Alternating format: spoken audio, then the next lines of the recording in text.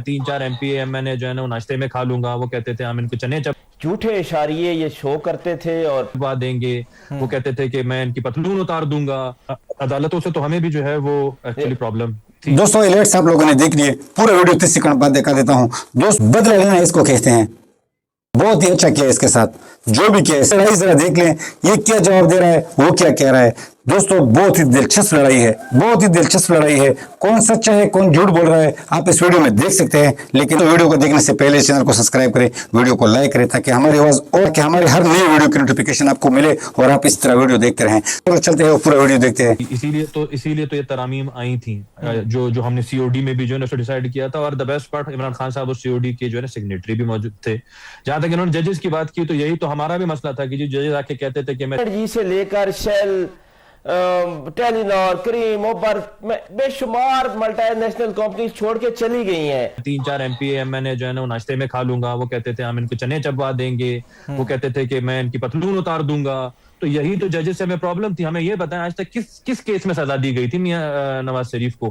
क्या कोई आज तक कोई प्रूव कर सके? कुछ क्या था वो आज तक कुछ बता सके वो? उसके बाद वो खुद ही आज जो है ना सब शर्मिंदा है, कोई लेटर लिख देता है कि नहीं जी it was a very bad decision. तो सवाल तो यही था, उन्हीं अदालतों को ठीक करने के लिए तरामीम आई हैं।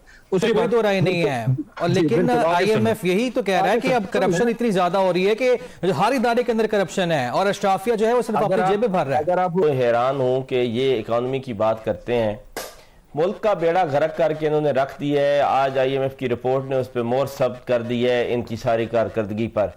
झूठे इशारिये ये शो करते थे और पता नहीं ये क्या बता रहे थे कि जी हम तो पत्नी हवाओं में उड़ने जा रहे हैं।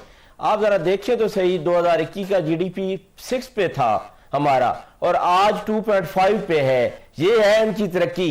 जी से लेकर शेल, टेलीनॉर, क्रीम, ओबर, बेशुमार मल्टीनेशनल कंपनीज छोड़ के चली गई हैं।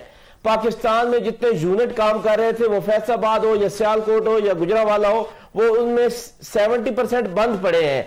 वो स्मॉल बिजनेस हो या लार्ज बिजनेस हो, हम डाउनफॉल से डाउनफॉल का शिकार हैं। और फिर वो आज GDP देख लें तो उससे भी साबित हो रहा है और फिर वर्ल्ड बैंक की रिपोर्ट देख लें तो उससे भी साबित हो रहा है। 2023 में एक मीटिंग बुलाई गई थी कराची में जिसमें सारे बिजनेसमैन बुलाए गए थे और उस वक्त KRP चीफ ने उसको हेड किया था और कहा था कि एक बहुत बड़ा प्लान आ रहा है जिसके बाद इकोनॉमी ऐसी हो जाएगी मुल्क की और पाकिस्तान कहीं ऊपर चला जाएगा। और आज 2 साल के बाद हम यहाँ पे खड़े हैं।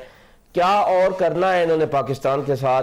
खुदारा इस पाकिस्तान को बख्श दें, नहीं चलता इनसे पाकिस्तान। आप पाकिस्तान के सबसे पॉपुलर लीडर को जिसके पीछे 90% लोग खड़े हों, उसको आपने बिला वजह अंदर रखा हुआ है और फिर आप कहें कि पाकिस्तान तरक्की करेगा। अल्लाह करे, लेकिन आपका ना वो एटीट्यूड है ना आपका वो प्रोग्राम है। आप दिन टपाओ प्रोग्राम पर हैं कि बस ये दिन गुजर जाए।